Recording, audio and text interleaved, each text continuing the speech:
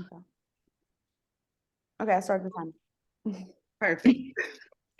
Okay, so for our reflection, we are going to be reflecting on culturally relevant practices within the school, and we'll be guided by the work by Zaretta Hammond on readying students for rigor and independent learning. And we'll specifically be focusing on the parts of the readying for rigor that align with the text we've read so far. So focusing on building awareness and learning partnerships within schools. And the way that we've decided to structure it is focusing on bullet points and seeing how they connect to our classrooms, as well as how they connect to the other readings that we've done, and having more so of an informal conversation structured by the work of Hammond. Wonderful. So the first bullet point that I kind of want to focus on is under awareness, which is broadening your interpretation of culturally and linguistically diverse students' learning behaviors. So that bullet point made me think about the video that we group 3 watched, and it was on basically what does it mean to be American, and it was like different people got up and they were explaining that it's kind of hard to define what that is because my version of what American is can be completely different from what a person in New York versus Texas, or even just being a African American. We're going to have all three of us. We all have three different, experiences. There are a lot of things that people can relate on, but still, yeah, just because we look alike doesn't mean we have the same experiences. And then just because we look different doesn't mean we don't have the same experience. So it just made me think about like my kids in my classroom, because my classrooms are pretty much majority Hispanic and or Latino, and then maybe at max 3 Black students, and then no white students at all. So it's just 100% minorities. But it just made me think on how I can't truly relate to a Mexican culture or a Mexican experience, but there are a lot of things that I do understand and that I do know of, or there are different things that I have to kind of make myself aware of just because I'm in that environment. Like, even though I haven't went through it, that doesn't mean that I have to close them off or not acknowledge what they're going to be dealing with or going through. Like, for instance, when I was talking to one of my students and she brought up like her quince, and she was telling me about how her mom's starting to plan for that and all the money goes into that. For us, we don't celebrate, turning 15. It's always 16 or something like that. But I can still relate because we still have that, okay, I understand what this is or whatever. But I feel like even though you may not understand, because I feel like you can't really break down every single culture in your classroom or be 100% aware of every single person in your classroom as far as how diverse they are. But I feel like it doesn't take so much to really acknowledge them and accept them. If you could tell that they're in traditional wear, oh, I really like what you have on today, or can you tell me about that? That takes 2 seconds to show that you are interested, that you care, and that you're here for them versus just choosing to not be aware. Because at this point, I feel like at our age, in our environment that we work in, by not being a culturally responsive teacher, I feel like you're at this point choosing to not be, because it's so in your face these days about being diverse and accepting people's culture, especially being in America, because America's full of different cultures that you can't just sit there and ignore it.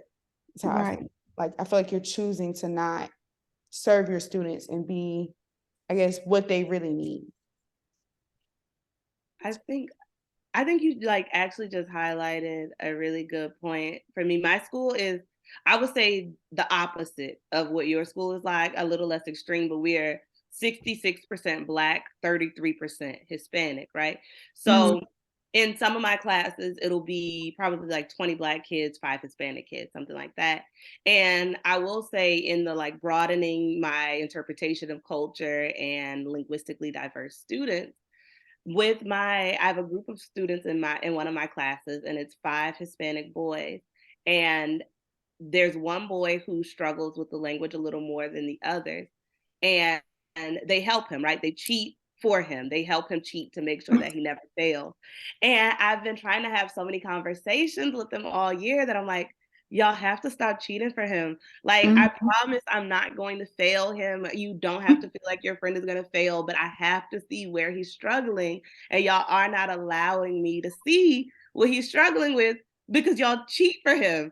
And I don't know. I think after like kind of what you were saying about understanding cultural identity, but also when they were talking about like collectivism versus individualism, I realized that I've been pressuring this group of Hispanic boys to relinquish parts of their collectivist identity in the classroom, because like they cheat for Francisco because they're like, we're all going to pass this class together. He's a part of our group. He's a part of our classroom community, right? Like we are all Hispanic in this classroom. We're sticking together, and we are not about to sit here and let our friend fail, no matter what this Black lady is telling us, right? And I think that like we definitely have collectivism in sorts in like Black culture. Like it's not like we leave people on their own, but definitely in school, I don't feel like Black people always have that, especially when we're the majority. Like my Black kids will let another Black kid fail.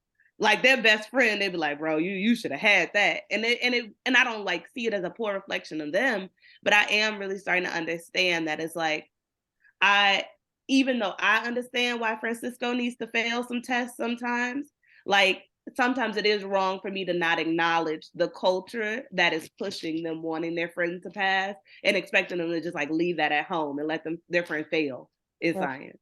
But I feel like what you just spoke on is in our culture. 'Cause I feel like how often have we heard like your mom say, I'm not worried about them kids, I'm worried about you. And Right. are you gonna do it too? And you need to worry about yourself. You need to be a leader, not a follower. So it's like I feel like it was instilled in us that like, hey, I can't let myself drown trying to save you too. Like I Exactly. feel like as a kid, I feel like we tried, at least for me, like I feel like it would be like, all right, bro, like you need to do this homework, you need to do that. But it's we help to a certain point. Extent. Yeah. Like it's like, okay, I'm not gonna be a crutch, at some point you have to put in the work too, and I feel like kind of like what you said, you're telling them to like let them feel. I feel like I do the same as well, but I also push my students because I've noticed in a lot of like Latin students, they have this lack of confidence. Like it's just like and I don't know if it's because of the language barrier, which I would maybe assume so, but it's like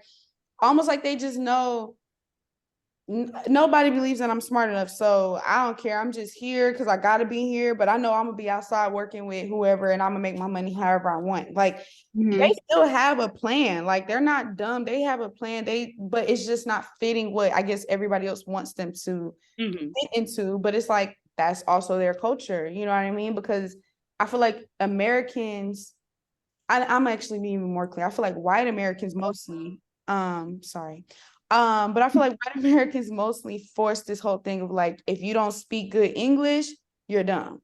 And that's not fair. Like that's not true and that's not fair. Just because you don't speak clear English does not mean you lack knowledge or that you're not knowledgeable, especially when it comes to using African American vernacular. Like we I don't know if y'all ever seen this example of I feel like I brought this up before, but this kids who it was like a study where the kids watched, it was like a picture of like Elmo and Cookie Monster sick in the bed or whatever. And the question was like they asked the Black students who be eating cookies. And the kids were like, well, Cookie Monster. But at in the picture, I think Elmo was eating the cookies. And then they asked them again, who is eating cookies? And they were like, oh, Elmo. But that's two different questions. Right? So it's like things like that where they still understand, but it's like that lingering kind of like dark cloud that they don't know where they're not going to get if they don't try.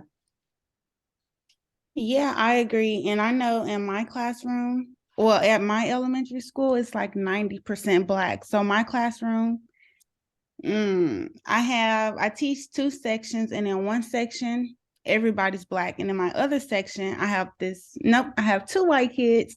But yeah, it's just very different. And I know in the book, they talked about like, what does culture have to do with it when it comes to building those relationships? And it has a lot to do with it.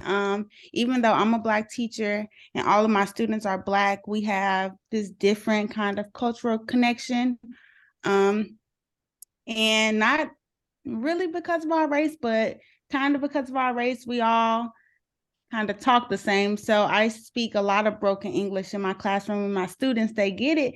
I'm like, why y'all ain't sitting down? And they're like, oh, okay, let me go sit down. Instead of, guys, please sit down. Like, why are you not sitting? And we just have that kind of family style classroom management. And I know that a lot of Black teachers have that with their students, and it really helps them and pushes them and motivates them. And I know one of the bullet points says balance, giving students both care and push. So making sure that I am motivating my students by giving off the vibe like, yo, I'm your big sister here. I'm your mama. You need to sit down. You need to listen. I don't got time to be playing with you. Like, get it together, or let me call your real mama so we can sit down and have a conversation about how to get you on the right track. Even when it comes to like leaving the kids behind, like some kids, like Khadija said, you have to see them struggle. And in elementary, they don't really get that. They're like, oh, well, if they're not doing the work, I'm not doing the work. And I'm like, but you know how to do the work.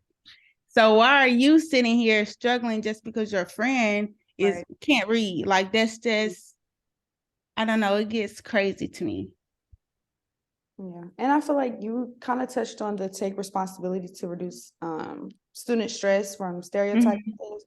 I feel like for us, I feel like it's a little bit easier to help reduce that social emotional stress, because I feel like we are minorities, even though we aren't Mexican or whatever, or like you said, even though you do teach Black students, but y'all haven't had the exact same experiences, there is a lot that I feel like we can show them, because I feel like we are a walking representation that like, oh, like I can be somebody, you know what I mean? Like, you went to school, I can go to school, I can do this. And like, even if they don't want to be a teacher, it's just like, it shows, because I mean, I can pretty much count on one hand how many Black teachers I've had growing up, but I feel like now but I always remember them, you know what I mean? But it's like, it's different for us. It's like, it's easier. It rolls off the tongue better, because you can use, broken English to talk to them, and they readily understand. They know the tone that you give them. I feel like we can give them that mom eye,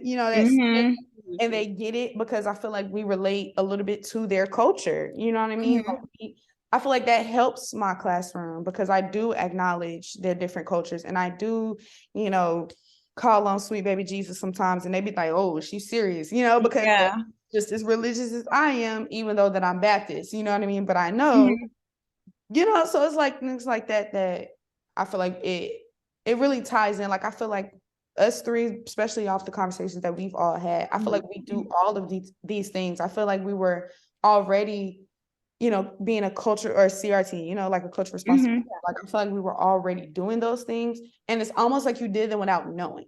Yeah. You know what I mean? Like, I feel like, I don't know about y'all, but I feel like I got told a lot, like my first year, like, oh, you have such great classroom management. And like, I'm always getting told those things. And I'm like, and they're like, what do you do? And I'm like, I don't know. I'm myself, I'm just me, obviously I'm not me outside of the school, but I'm me, you know what I mean? Like, I, like you said, you talk to them as like a big sister or mom role. I give them that same energy, and I allow them to see me screw up, and I'd be like, oh, I'm sorry, my bad. Or like, I'm very transparent with them as far as how I would want them to act. You know what I mean? Like, at the end of the day, we are their parents in that moment. We are their big sister in that moment. We are teaching them not just math or science or whatever. We're teaching them life skills. We're teaching them manners half the time.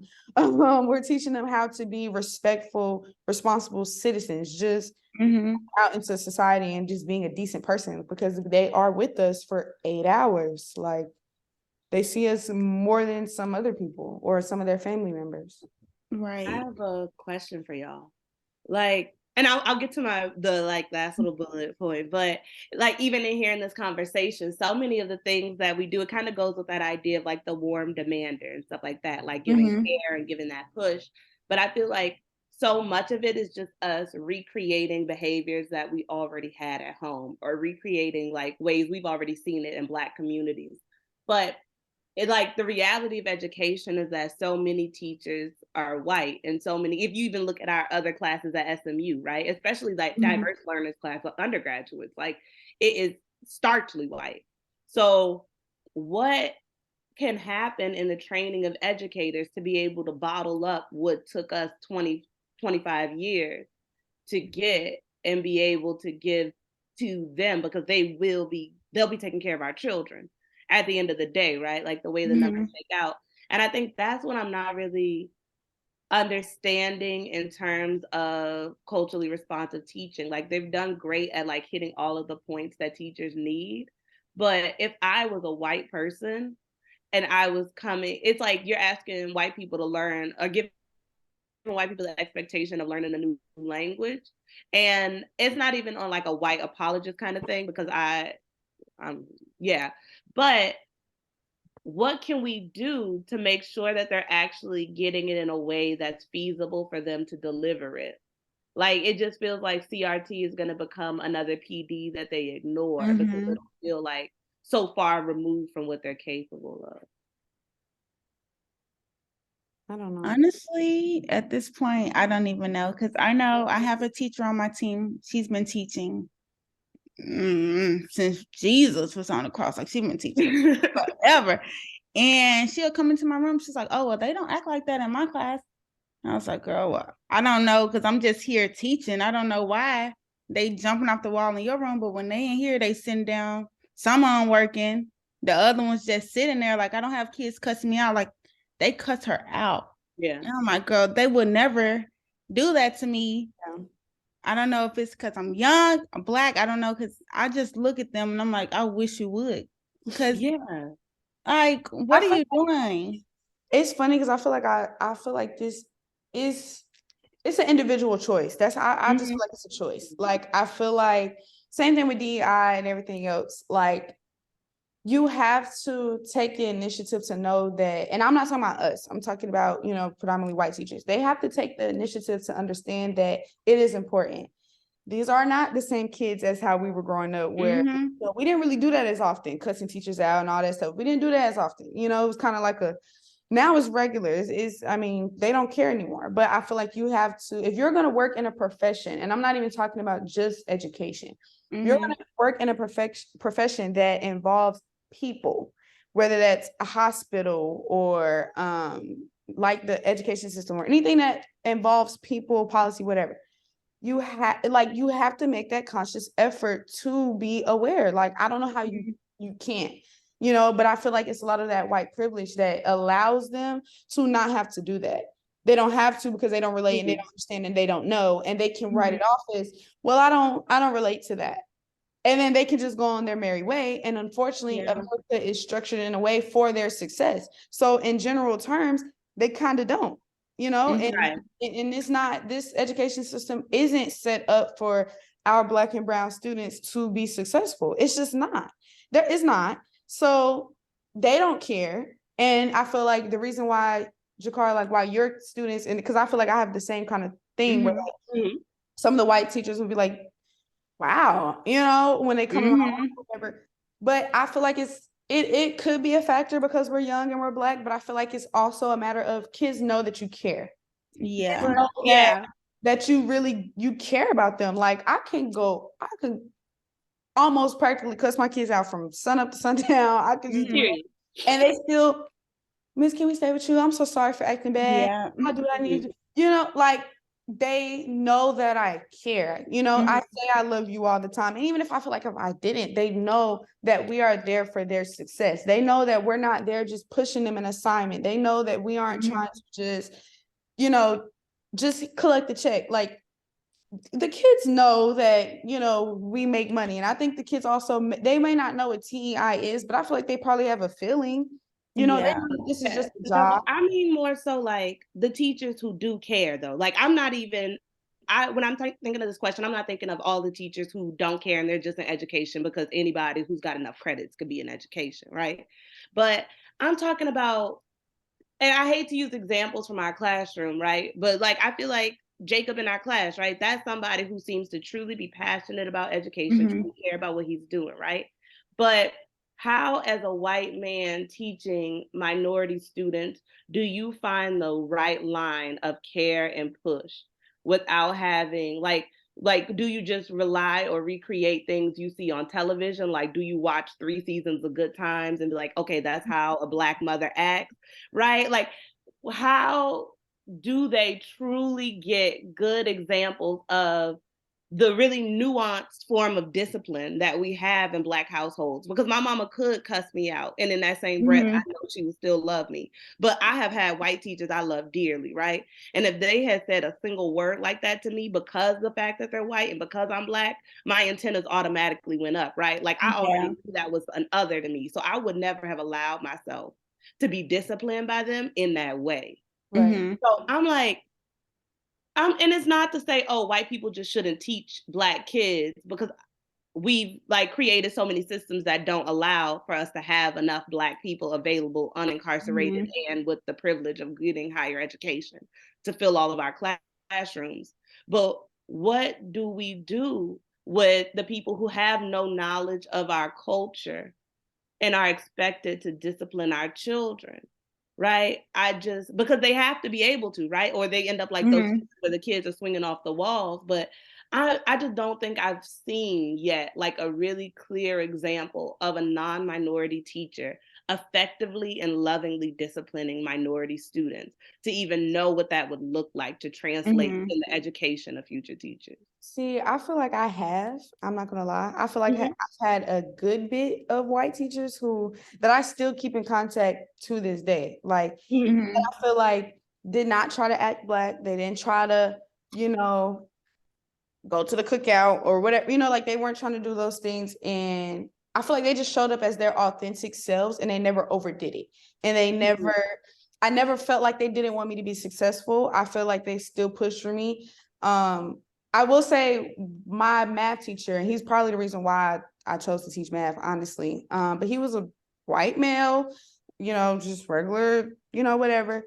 But one of the ways he would discipline us was we would write papers on stupid stuff. Like he would make us write a paper on what's on the inside of a golf ball, and you had to write a paper. Or like, or if you got caught on your phone, like he would take your phone and take a million pictures or lock you out. But it was never, I feel like the way he disciplined us was fair for everybody. Like I feel like he didn't single the Black students out. I never felt like he was trying to make us feel less than. And I really, you make me kind of want to ask them how they felt about it, because I really can't answer for them, but I know how I felt being in their classroom. I still felt just as safe and secure and heard and listened to and pushed or whatever as I would another class with a minority teacher. So I don't know. I just feel like I don't know. I feel like they were aware. They let you be yourself. Like they never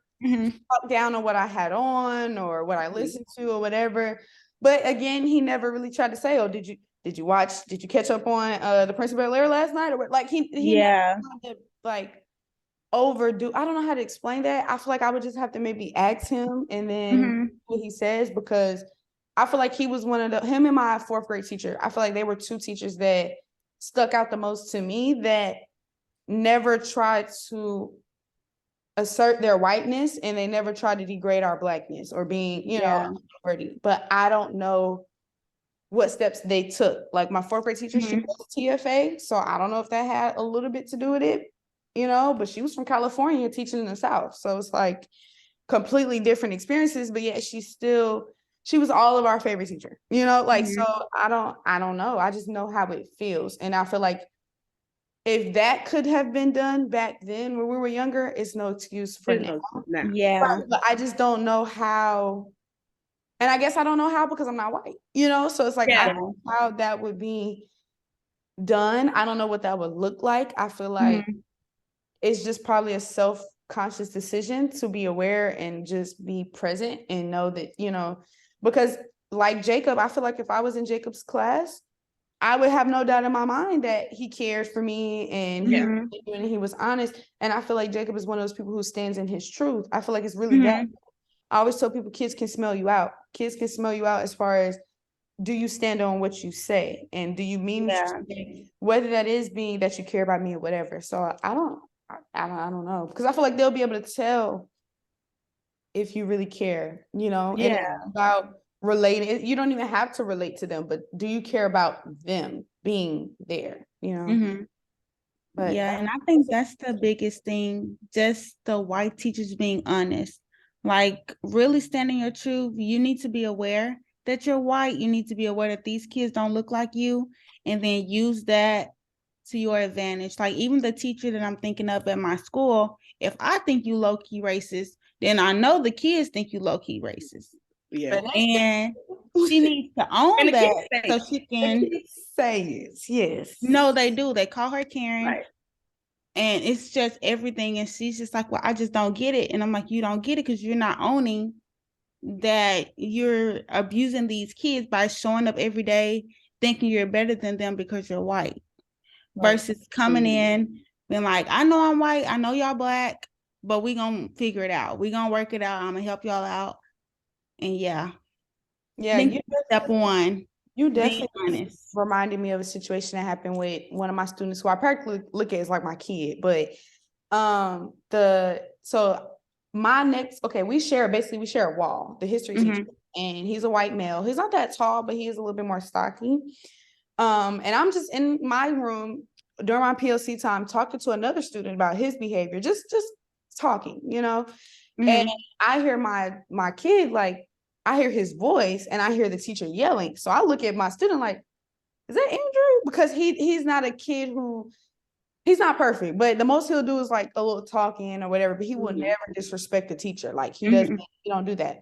So I'm like, wait a minute. I'm not hearing, him possibly being disrespectful, but I hear the other teacher who the kids have told me he's racist. He told me to shut the F up, and he told me, and I'm like, wait a minute now. I'm not saying I'm perfect, but wait a minute. There's certain lines you just shouldn't be crossing. Yeah. So I step out in the hall because even my other coworker, my other math teacher, she heard, she was walking towards the class, like, what's going on? You're cussing at him like, don't ask me questions you know the effing answer to. Shut the F up. And this So at this point, I'm walking towards the situation because what's going on here? So my kid is like, you don't need to be talking to me like that. Like, you're a teacher. Yeah.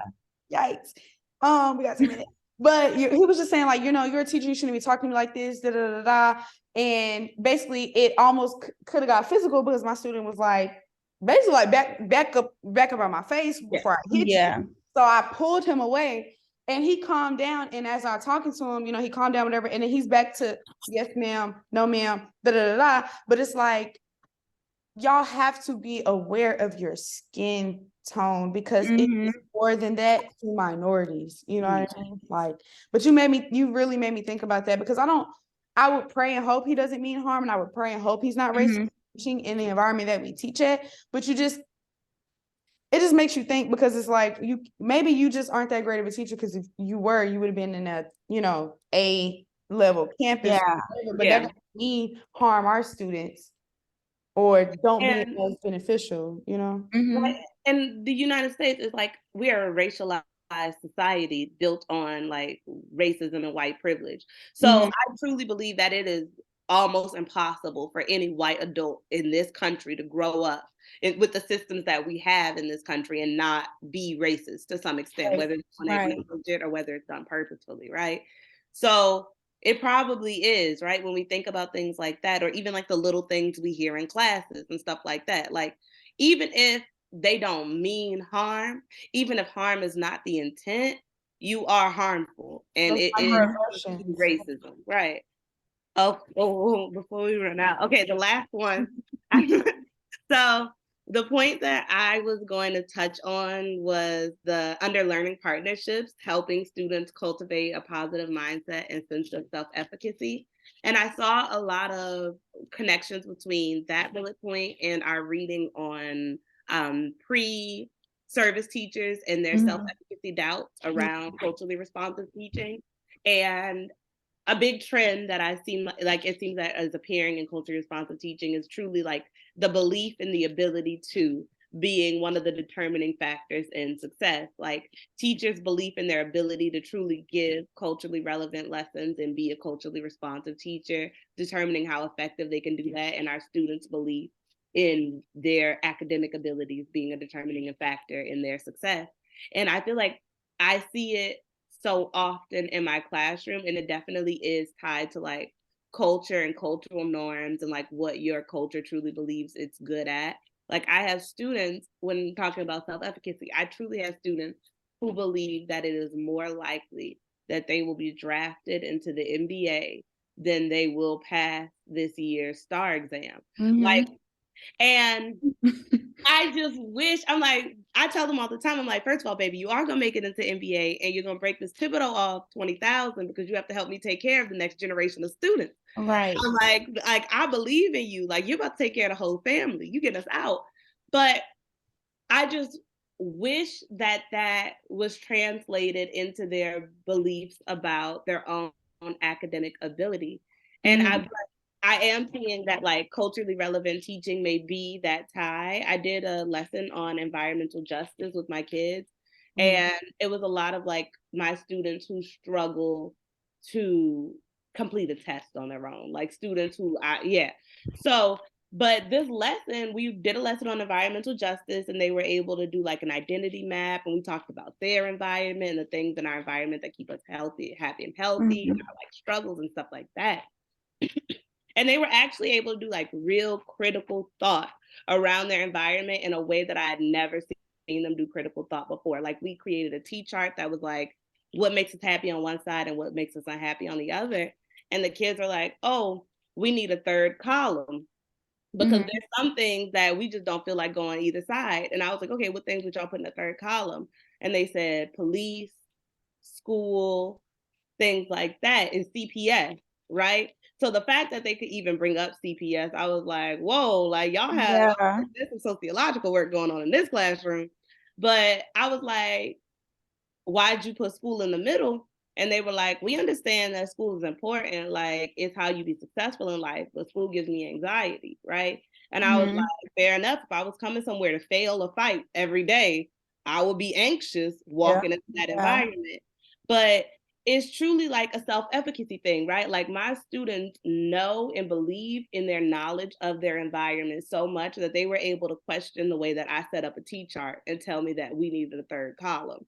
And I've never seen them do that in a lesson about science or a lesson about math because they don't believe in their ownership of that environment. Right. So I don't know. I just thought that that was a good connection of like maybe rooting things in environment and in student experience will help build their belief in themselves in a way that will allow them to engage critically with classroom material.